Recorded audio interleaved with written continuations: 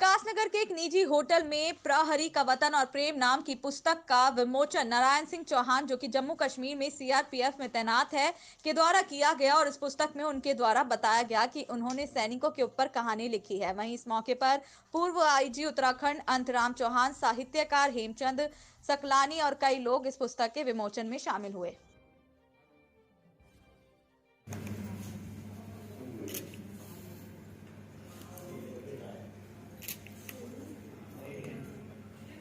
आज जो है प्रहरी का वतन और प्रेम एक सैनिक की कथा और प्रेम कहानी पे आधारित है।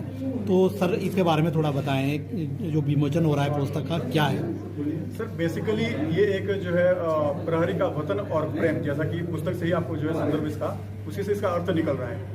प्रहरी का एक तरफ उसका वतन है, एक तरफ उसका प्रेम है।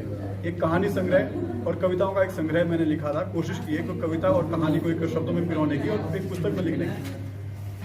कश्मीर की जो वादियाँ हैं, वहाँ की जो वातावरण है, वहाँ के जो हालात थे जब 370 वहाँ से हटी, वहाँ के जो लोगों के जो विचार थे, व्यूज़ थे, उनकी क्या प्रतिक्रियाएं थी, उस पर मैंने थोड़ी सी कोशिश की लिखने की। और साथ साथ में एक जो जब सैनिक हम सफ़र करते हैं कहीं पर या छत्तीसगढ़ के जब बिहार जंगलों में हम एनकाउंटर करते हैं सैनिक, कोई भी सैनिक हो, वो मैं नहीं, हमारे देश का कोई भी सैनिक हो, उसमें क्या गुजरती है और किस तरह से अपने आप को उस वातावरण में ढालने की कोशिश करता है। तो उस पर बेसिकली इस किताब को मैंने लिखने का प्रयास किया छोटा सा।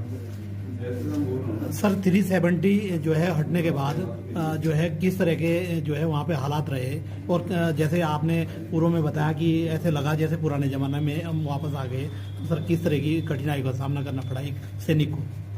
सर एक कठिन सामना तो क्या था, लेकिन ये था कि जब वहाँ पे टेलीफोन्स वगैरह जब सब बंद हो गए थे, तो एक ऐसा लगा कि यार आज की डेट में हम फिर से वही चिट्ठी पत्री वाले ज़माने पे आ गए। जैसे पहले हम चिट्ठियाँ लिखा करते थे और पोस्ट माध्यम से, पोस्ट ऑफिस के माध्यम से, तो एक उस जमाने में लोग पहुँच गए थे बेसिकली। तो अच्छा था, एक अच्छा लगा, वहाँ पर सब कुछ शांत हो गया था और कोई पब्लिक ज़्यादा बाहर नहीं दिख रही थी। जहाँ तक नज़र मारो वहाँ तक सैनिक ही सैनिक, तो वो एक अच्छा माहौल था और बड़ा अच्छा लगा वहाँ पे। उसी में जो है लोगों की जो प्रतिक्रियाएं थी उसको मैंने एक पिरोने का काम किया था इसमें। सर आपकी ऐसी पुस्तक में ऐसा क्या है जो लोगों को लगे? सर पढ़ना चाहिए बिल्कुल। एक सैनिक ने अगर लिखी है और सैनिक के ऊपर अगर लिखी है तो मैं तो कहता हूँ कि आम जनमानस को ये पुस्तक पढ़नी चाहिए। सर आपने जो पुस्तक लिखी और क्यों, और इसके अलावा कोई सोच नहीं आया आपके?